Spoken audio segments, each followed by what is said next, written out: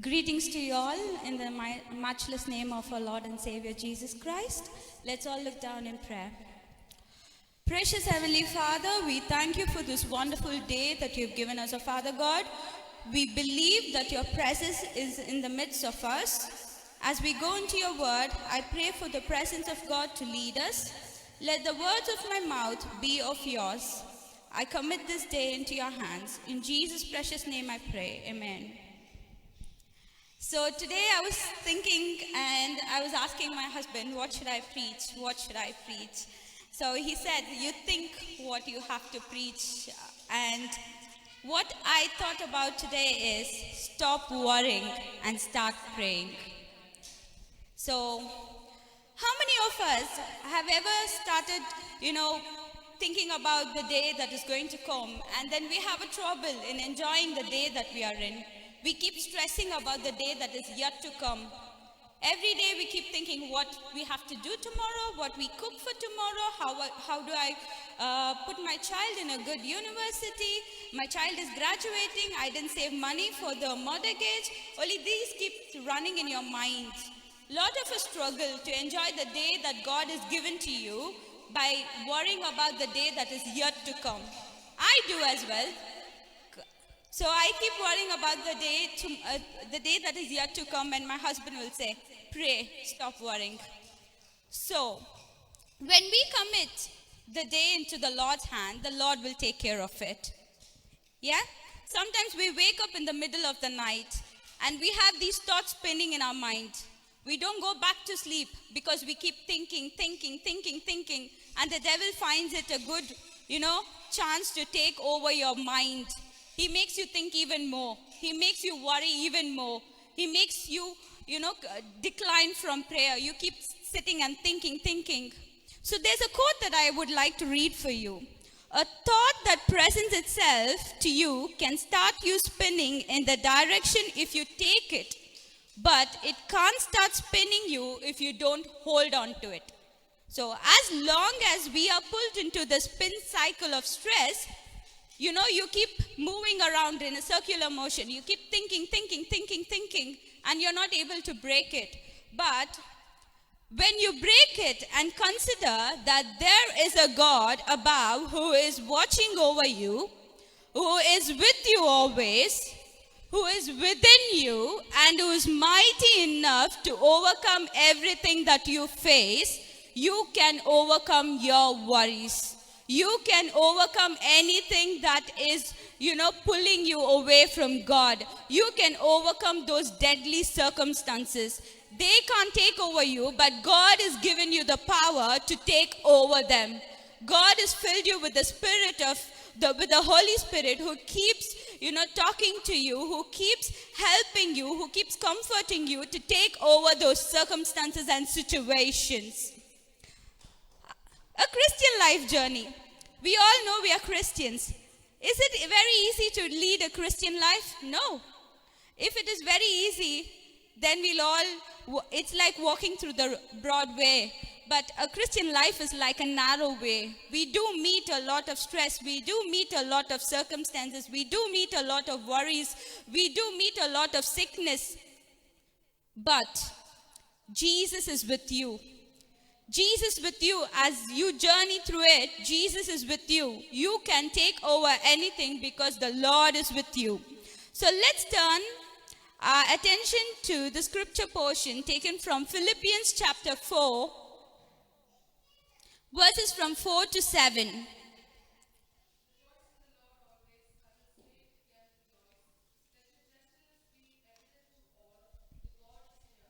not be anxious about anything, but in every situation, by prayer and petition with thanksgiving, present your request to God.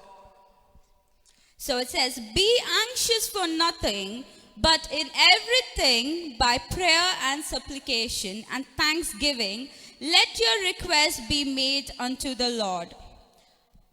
Prayer overcomes worries. First thing I would say is, do not worry. Bible says in 1 Peter chapter 5 verses 7, casting all your cares upon him, for he cares for you. The Lord cares for you.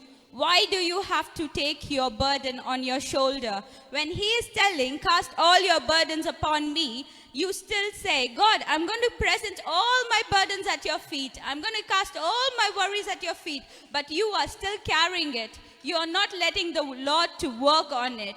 You still want to hold on to it because you are not trusting on the Lord, but you are trusting on your own potential.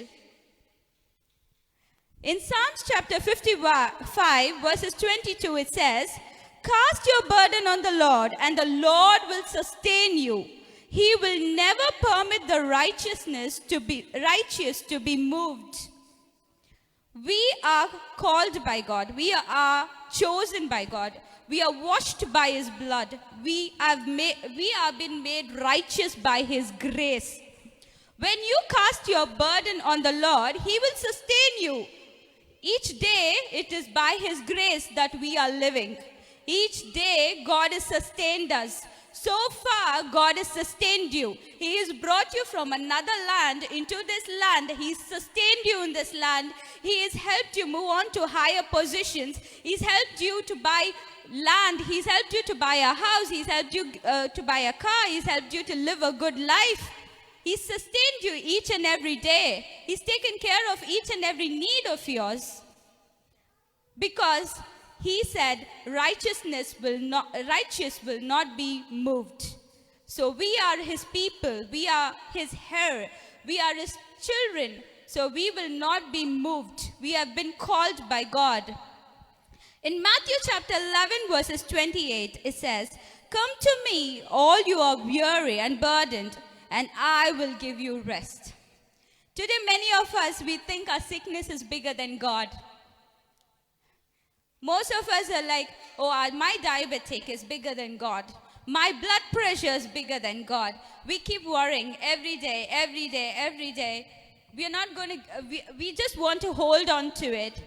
But how many of us have given into God's hand? He who created you is mighty enough to heal you. He who created you is mighty enough to pick you from the circumstances that you're drowning in. You might be thinking, oh, this is the edge of the, situation. I'm going to drown. I'm going to fall. But I tell you, the miraculous hand of God will come to you at the edge of your circumstances. Only when you pray. When you pray, God is mighty enough to break every strongholds. God is mighty enough to break through your circumstances. God is mighty enough to break through your financial issues. God is mighty enough to heal you from your sicknesses. It is the power of prayer. It is a communication that you make with your Father in heaven. We look on in Proverbs 16 verses 3. He says, commit your works to the Lord, and your thoughts will be established.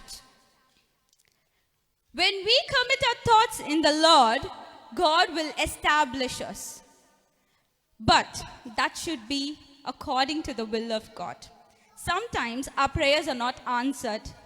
Why? Because the Father knows what is right for us.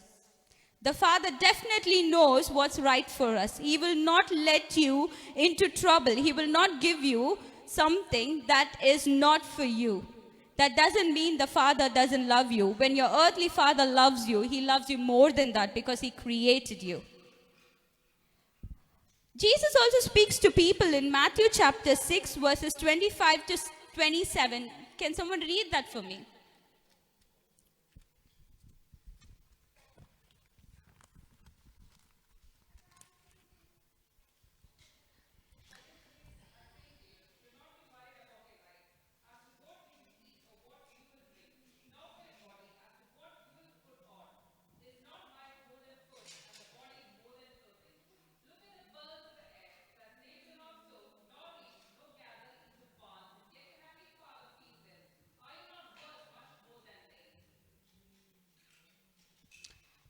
Therefore, I say to you, do not worry about your life, what you will eat, what you will drink, nor about your body, what you will put on. Is not life more than food and body than clothing?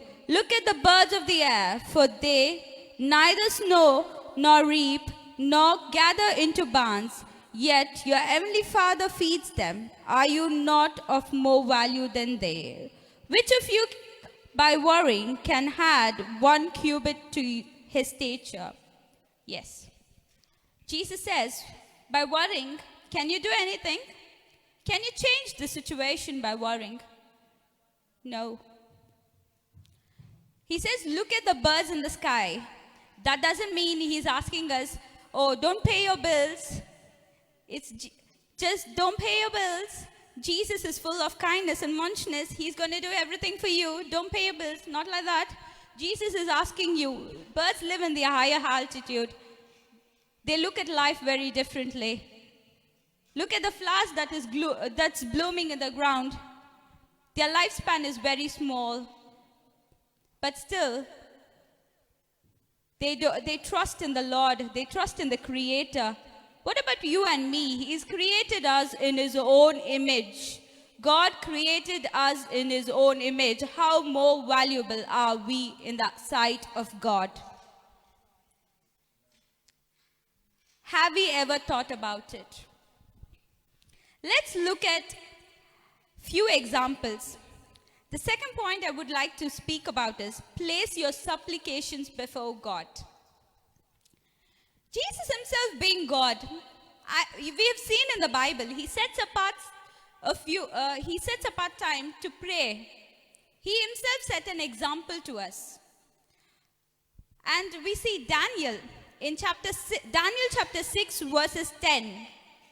He prayed 3 times a day, even when he knew that his life is under threat, even when he knew that the king has passed a decree that nobody should pray. He still opened his window, he still opened his doors, he sat down and he prayed to God.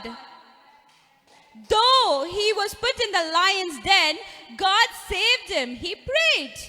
His prayer saved him. In all his circumstances, God, lifted him and put him in a higher place.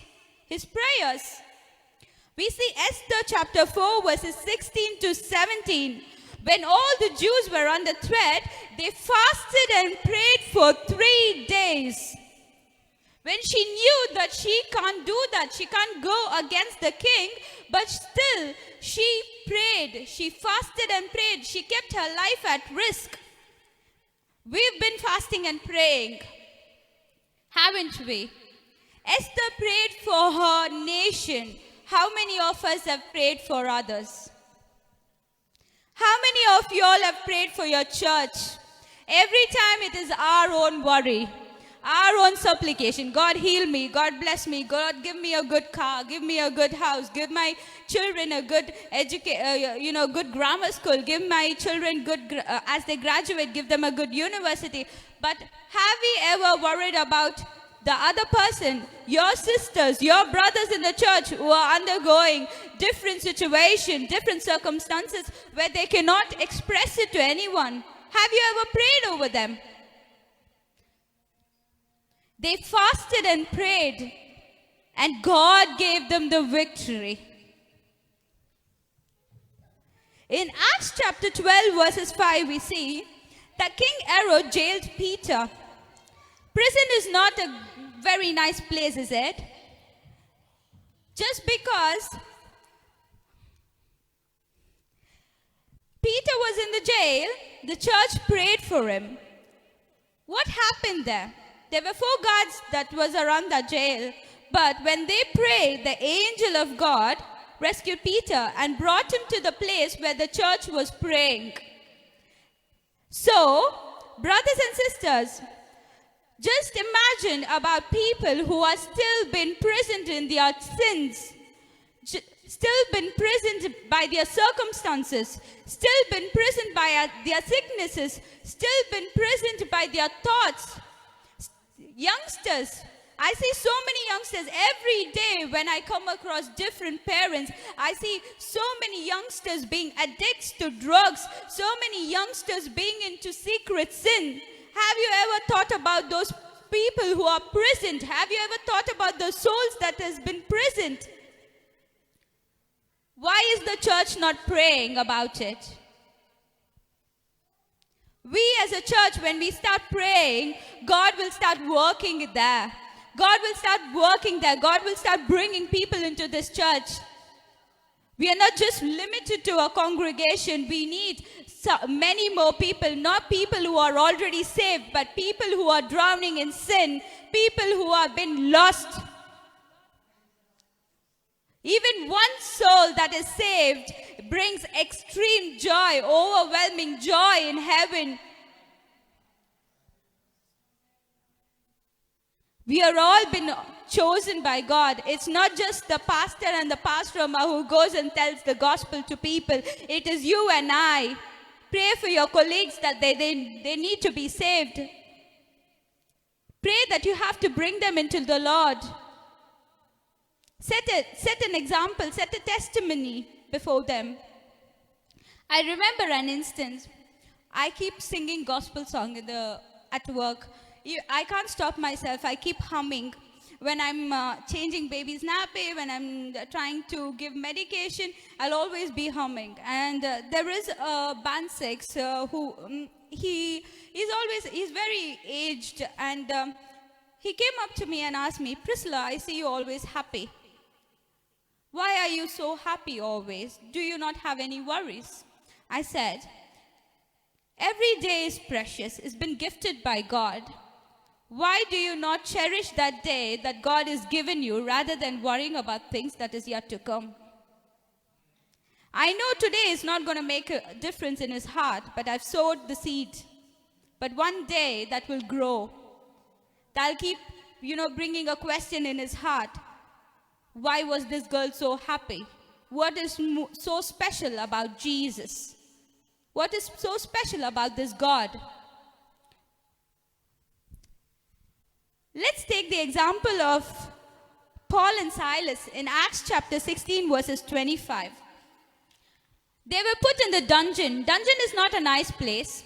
It's a very dark place, very unpleasant place. They were beaten, they were in pain, they were in throbbing pain. They were in a very unpleasant place. They were in an unpleasant circumstance. But still, they worshipped God. They worshipped and prayed. The whole prison could hear them worship God. How weird, isn't it? If we were put in the prison, we'll sit and cry. We'll keep cursing the people who have, beaten us up. But Paul and Silas kneeled and prayed, and they worshipped God. And the Spirit of God was with them. What happened there? There was a big earthquake, and their chains were unfastened. They didn't run away from that place. They still prayed. Because of which, that God who was, outside was also touched by God. They were able to know what's the gospel, what is the love of God. When circumstances come like a storm, we keep worrying. We don't think about God. We forget all the good things that God has done in our lives. We just forget, and we are so ungrateful that we forget to think what God has done for us. And we keep, worrying. We keep worrying. We keep getting ourselves prisoned to that worry. I say, pray and break through it. Let the peace of God guard your hearts and minds. Jesus is the Prince of Peace. In John chapter 16 verses 33, it says, "These things I have spoken to you, that in me you have peace. In the world you will have tribulation. Be of good cheer. I have overcome the world." The Lord has already overcome the world. The Lord has already overcome your sicknesses. The Lord has already overcome your financial worries. The Lord has overcome all your circumstances. If someone's bullying you at work, if your work is being hectic, the Lord will help you overcome it, because He has overcome the world. When you overcome it with prayer and stop being anxious and worrying, the peace of God will fill your heart, and the joy of God will fill your heart. And then you will start rejoicing in the Lord. then all the fruits of Spirit will be bestowed upon you. Your heart will always be rejoicing in the Lord, even if you're going through grave circumstances. Even if you're walking through the valley of shadow of death, the Lord is with you. Let's pray. Precious Heavenly Father, we thank you for, Lord, talking to us from your word. Help us to stop worrying and start praying, O Lord Jesus. Help us, Lord, to overcome our worries and circumstances like how you have taught us to, O Lord. Give us the Holy Spirit and help us to pray and fight against all the odds and circumstances that comes in our way, because we are your children and you have overcome this world, so we can also overcome this world, O Father God. We commit each one of us into your hands. Lord, if anybody who's worrying here, if anybody has been, Lord Jesus, captured by thoughts of worries, Lord, who are worrying about their sicknesses, worrying about their circumstances, I pray that you will, Lord, break through their circumstances and their sicknesses, oh Father God. Help them to realize that you are working on it and you are going to do a great miracle in their life. We commit each one of you into your mighty hands. In Jesus' precious name I pray. Amen.